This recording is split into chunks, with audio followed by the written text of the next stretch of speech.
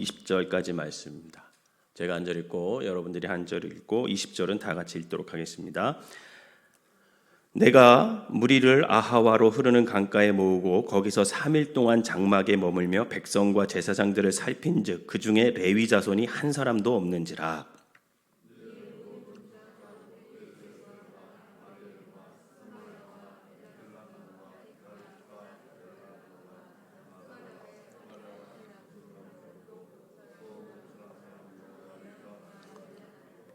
가시바 지방으로 보내어 그곳 족장 잇도에게 나아가게 하고 잇도와 그의 형제 곧 가시바 지방에 사는 느디님 사람들에게 할 말을 일러주고 우리 하나님의 성전을 위하여 섬길 자를 데리고 오라 하였더니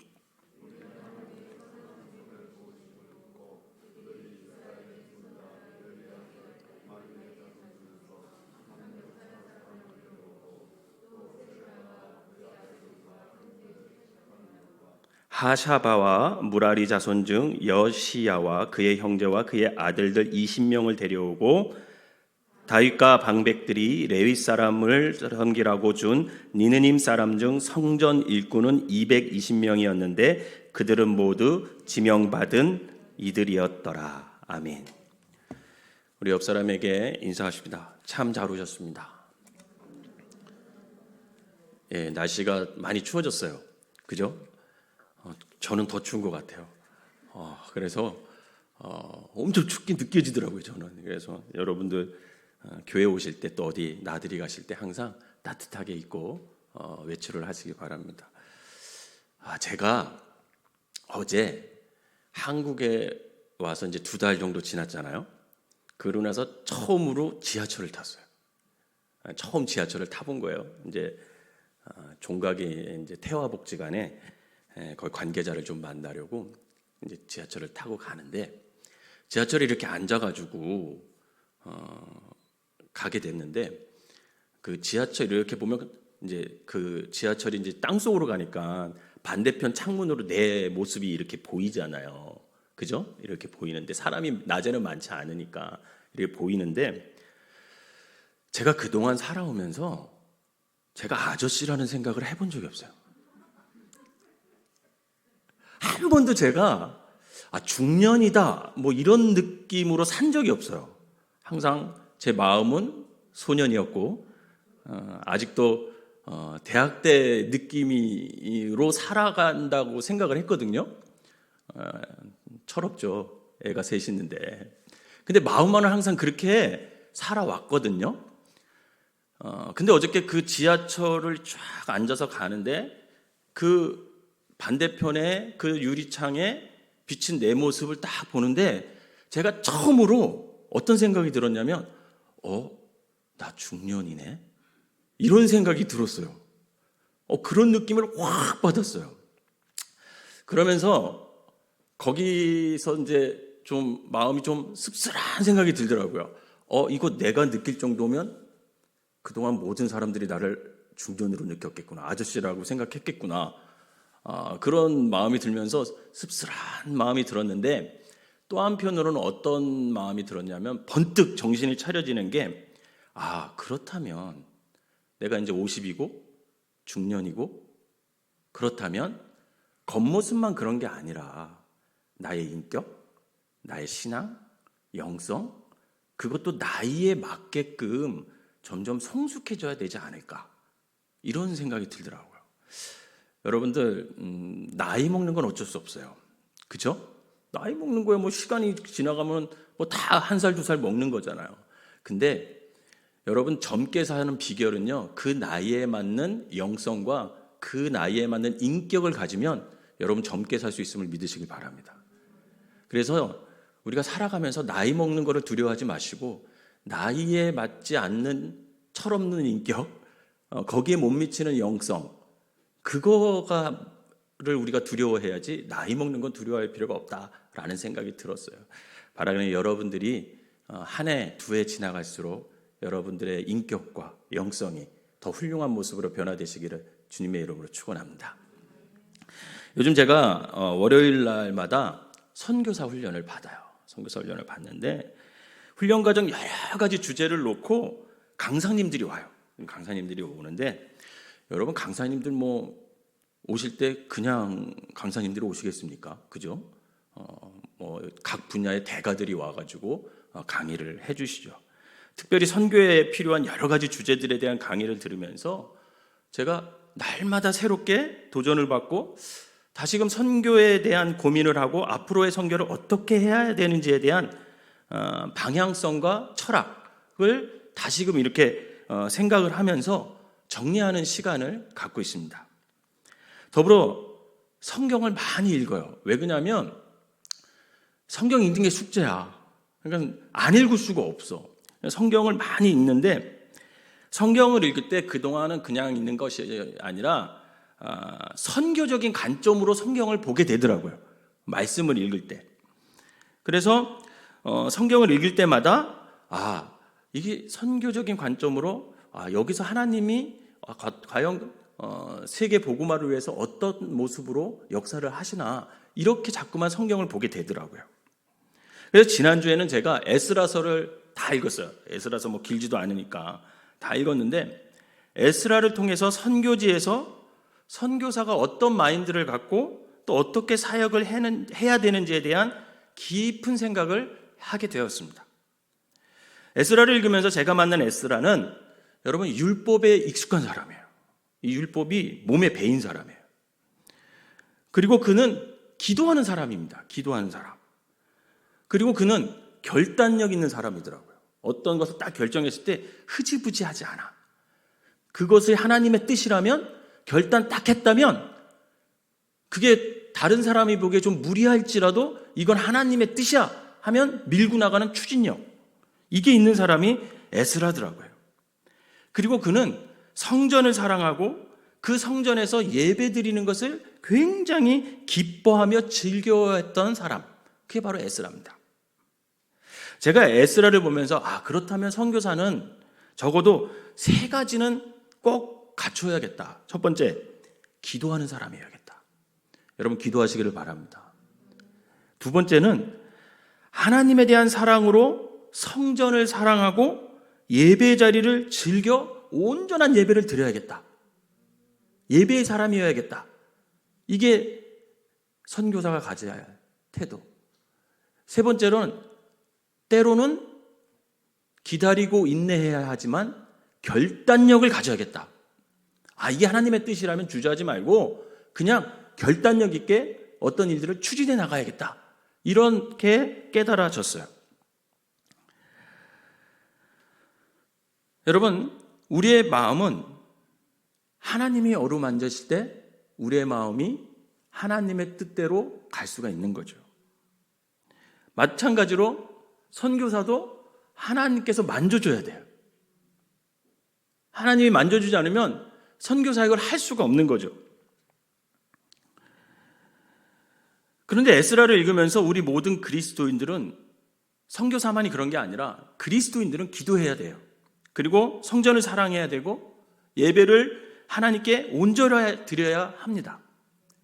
그런데 한 가지 꼭 필요한 게 있어요. 한 가지 꼭 필요한 게. 그런데 이 한 가지 꼭 더해야 하는 것은 내가 할 수 있는 게 아니더라고요. 여러분, 기도는 누가 해요? 내가 하잖아요. 그죠? 하나님께 나와서 내가 해. 그리고 예배는 누구한테, 하나님한테 누가 드려요? 내가 드려요. 내가. 결단도 내가 하면 돼. 하나님이 감동을 주시면. 그런데 한 가지 꼭 필요한 게 있는데 이건 내가 할 수 있는 게 아니더라고요. 우리가 할 수 있는 것은 아니지만 우리 그리스도인들에게 꼭 필요한 한 가지. 여러분, 그게 뭘까? 에스라 8장은 에스라와 함께 2차로 예루살렘으로 귀환한 사람들의 명단이 기록되어 있습니다. 1절 한번 읽어볼까요? 에스라 8장 1절 시작. 아닥사스다 왕이 왕위에 있을 때에 나와 함께 바벨론에서 올라온 족장들과 그들의 계보는 이러하니라. 이렇게 시작돼요. 8장이. 즉 바벨론의 아닥사스다 왕이 이제 왕권을 잡았을 때 에스라가 백성을 이끌고 예루살렘으로 2차로 귀환하게, 두 번째로 이제 귀환을 하게 됩니다. 그리고 2절부터 14절까지는 어떤 내용이냐면 에스라와 함께 2차로 귀환한 족장들, 그들의 계보, 그 다음에 그 숫자가 얼만큼 되는지에 대해서 자세하게 기록되어 있어요. 그런데 그 명단에 이상한 점이 있어요. 뭐가 이상하냐면 레위인이 빠졌어. 레위인이 없어. 8장 15절 봅시다. 8장 15절. 시작. 내가 무리를 아하와로 흐르는 강가에 모으고 거기서 3일 동안 장막에 머물며 백성과 제사장들을 살핀즉 그 중에 레위 자손이 한 사람도 없는지라. 여러분, 그렇다면 왜 2차 포로 귀환 때 레위 사람들이 한 사람도 없을까? 왜 레위인들이 한 사람도 없을까? 에스라서는 그 이유를 직접적으로 설명해 주지는 않아요. 왜 없었다 이렇게 설명해 주지는 않지만 우리는 그들이 겪어왔던 역사적 상황 속에서 그 이유를 합리적으로 추측해 볼 수 있어요. 하나님의 말씀에 불순종해서 이스라엘이 망한 후에 수많은 이스라엘 백성들은 고향 이스라엘에서 포로로 잡혀 바벨론으로 끌려갑니다. 바벨론은 유다 왕국을 3차례 침공을 해요. 그리고 그 3차례 모두 바벨론이 승리하게 되고 전쟁에 진 이스라엘은 결국은 멸망하게 되고 백성들은 3번에 걸쳐 포로로 끌려가게 돼요. 1차 포로는 언제냐면 기원전 605년에, 그리고 2차 포로는 기원전 597년에, 그리고 제3차 포로는 기원전 586년에 이렇게 3번에 걸쳐서 이스라엘 백성들이 바벨론으로 포로로 끌려가요. 결국 유다 왕국은 3차 포로 때 완전히 멸망당하게 됩니다. 그런데 이스라엘이 바벨론 포로가 되는 것이 3차례에 걸쳐 진행되었듯이 이스라엘이 포로에서 귀환하는 것도 3번에 걸쳐서 귀환을 하게 돼요.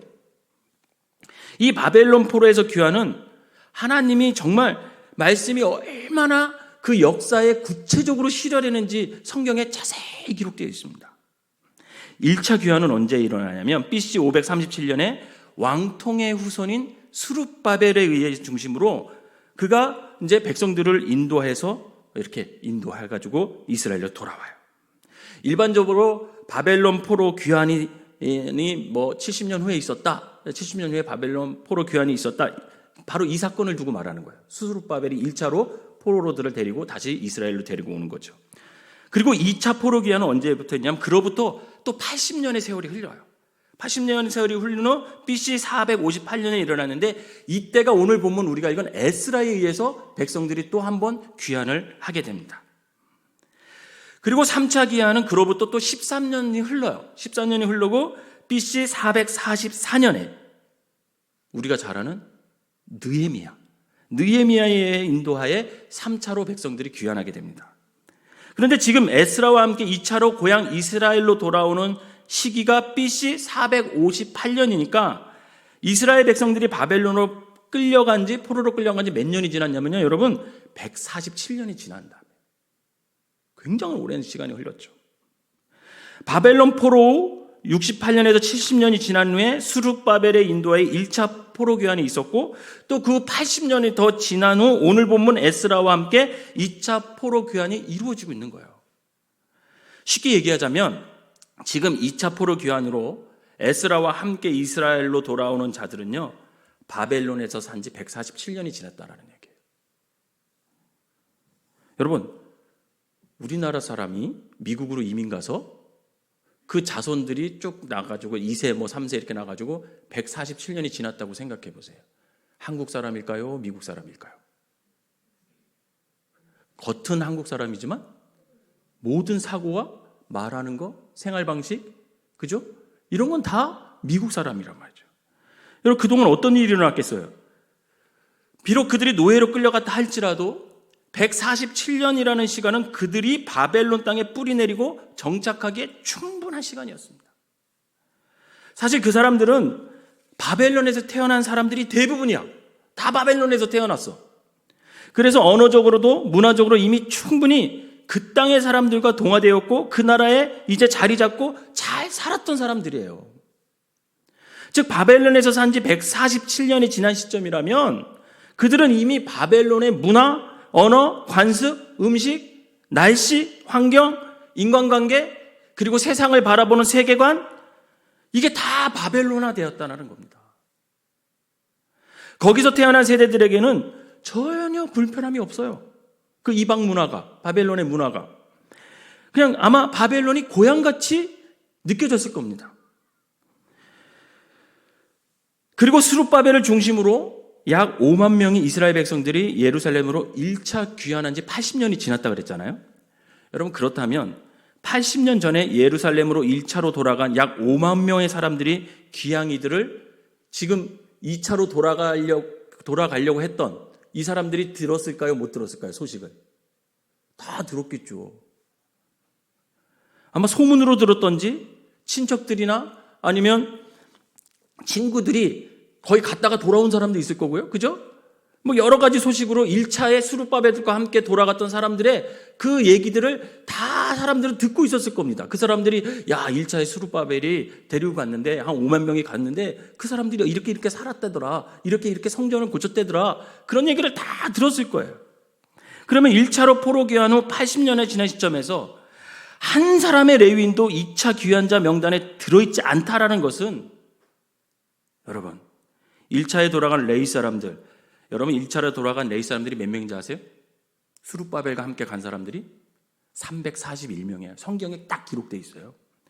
에스라 2장에 보면요, 2장 40절에서 42절에 보면 레위인이 74명이 갔고요, 노래하는 자가 128명이 갔고요, 문지기가 139명이 갔어요. 성전에서 일하는 그 모든 사람들이 총 이렇게 341명이 돌아갔거든요.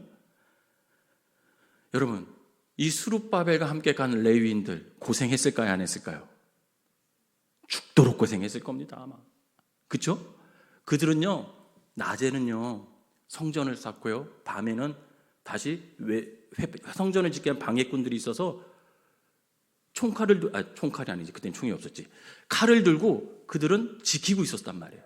그러니까 밤새도록 낮에는 일하고 밤에는 싸우고, 여러분, 그런 아주 극심한 고생을 했던 이야기들을 여러분 바벨론에 남아있던 사람들은 다 들었을 겁니다.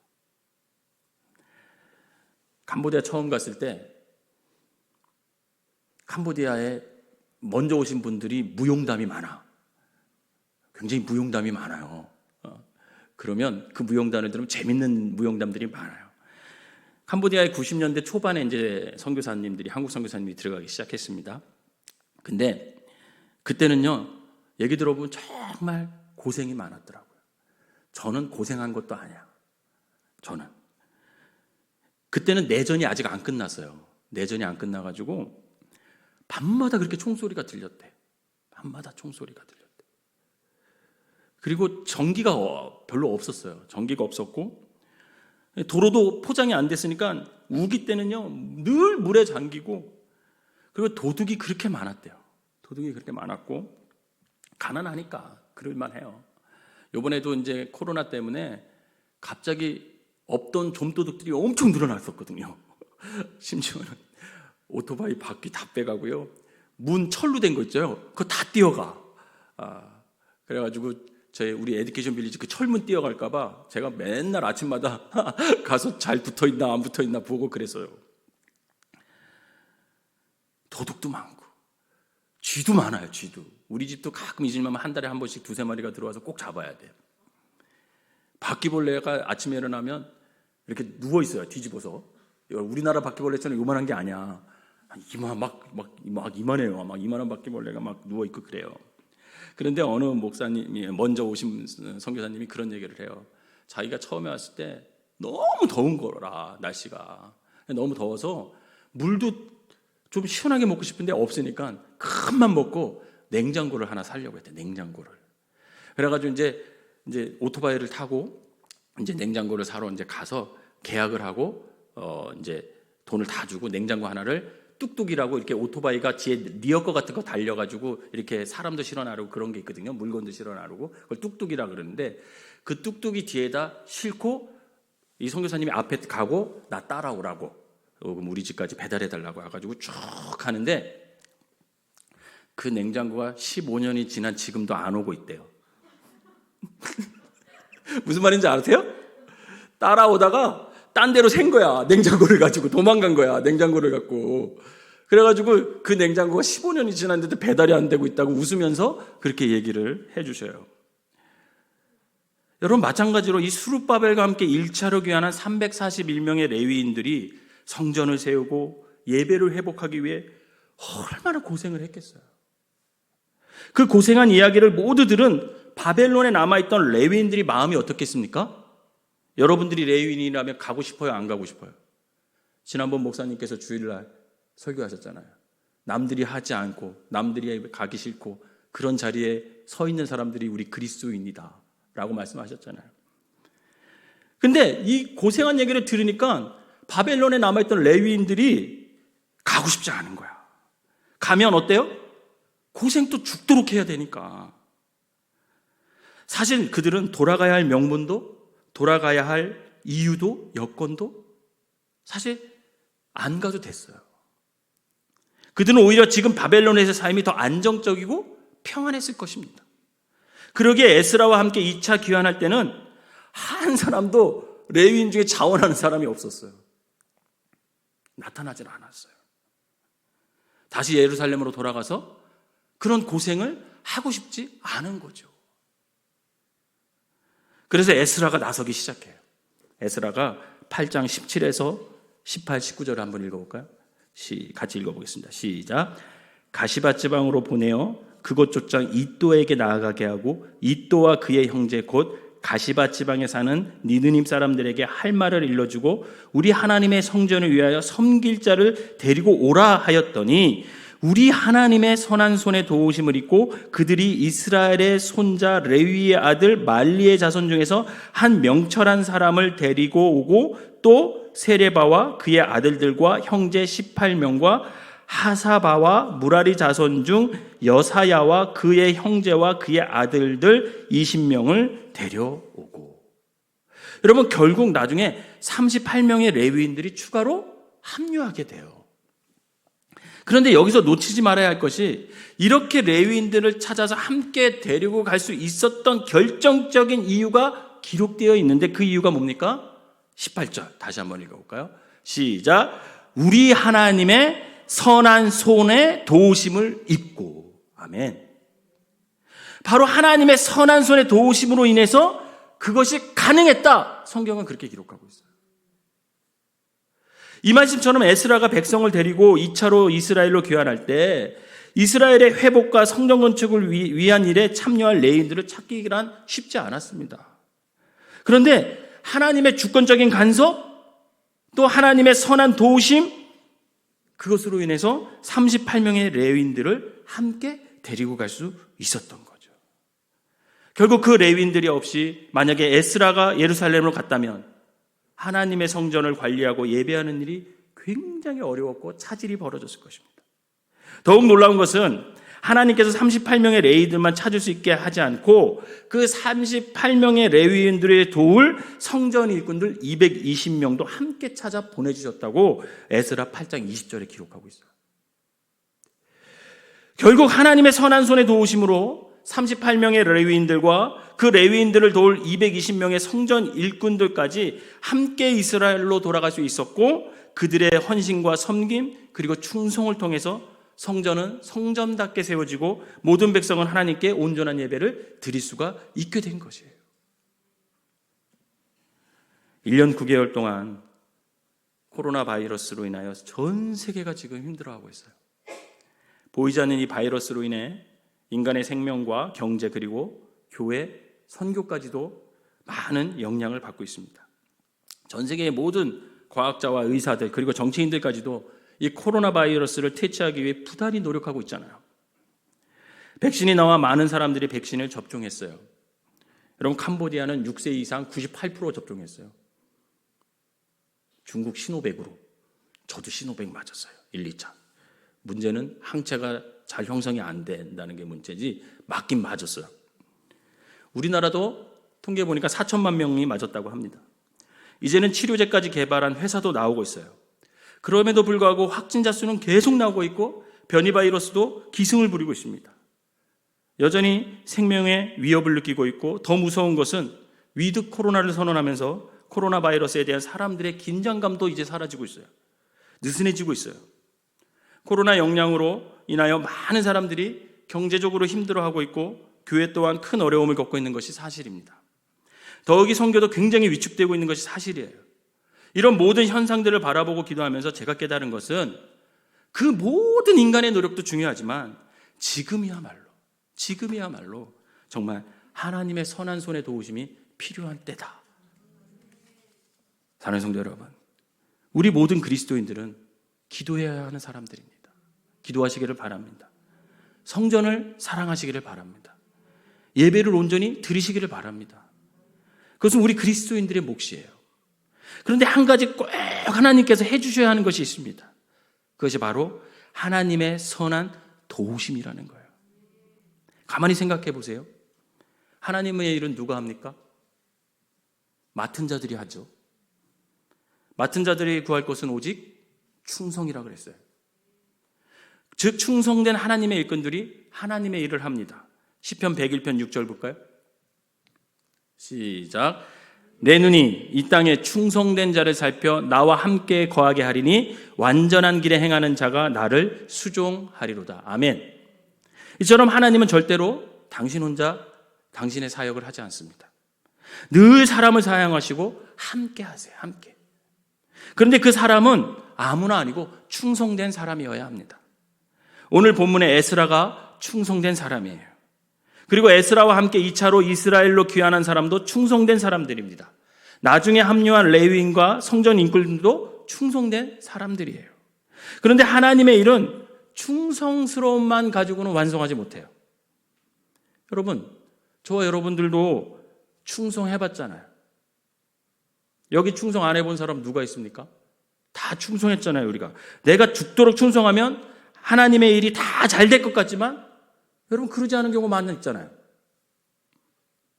오히려 충성하다가 지칠 때가 있어요. 오히려 충성하다가 낙담하고 서로 싸우고 삐지고 서운하고 그래서 충성하다가 시험 들어서 결국은 하나님의 일에 손 놓는 사람들이 얼마나 많이 있습니까? 자신의 충성만으로 모든 것이 그게 교회 일이거나 그게 하나님의 일이거나 될 수 있다고 믿는 사람들은요, 결국 자신의 의의가 드러나게 돼 있어요. 그 충성이 좋은 결과를 가지고 오지 못하면 낙심하고 또 하나님을 원망하는 사람들 저 많이 봤습니다. 그래서 충성을 하되 늘 내 자신이 부족함을 깨달아야 돼요.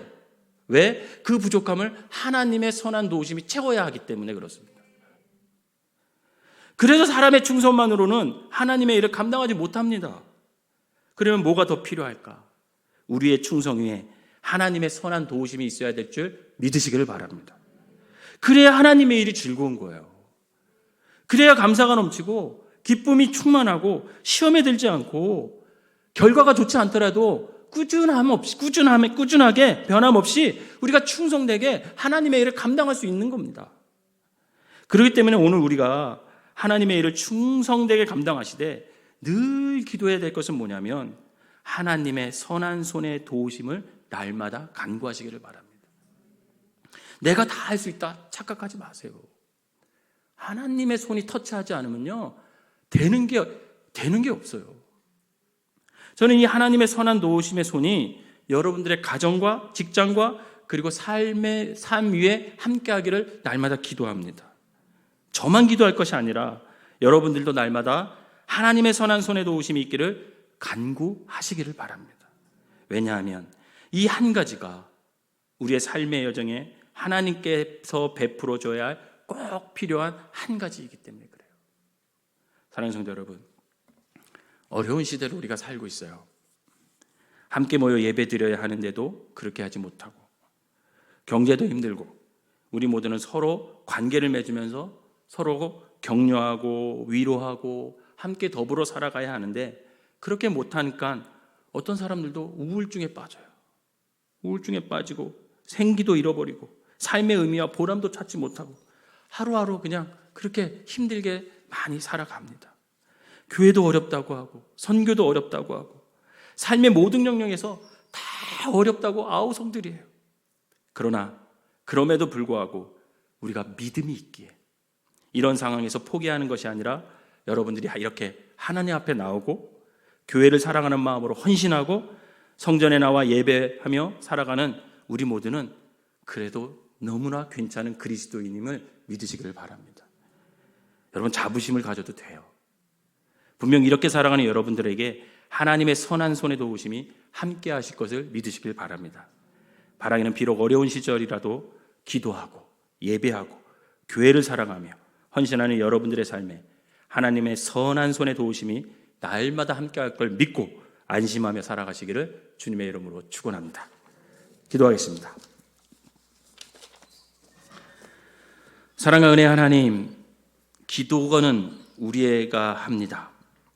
예배도 우리가 주님께 온전하게 드립니다. 헌신과 충성도 우리의 몫입니다. 그러나 하나님께서 해주셔야 할 꼭 필요한 한 가지가 있습니다. 하나님의 선한 손의 도우심을 오늘 우리의 삶에, 가정에, 자녀들에게, 사업장에, 직장에, 건강에 함께하여 주시옵소서. 그 하나님의 선한 손의 도우심으로 우리 모두가 안전하게 감사하며 살아가게 하여 주시옵소서. 예수님의 이름으로 기도합니다. 아멘.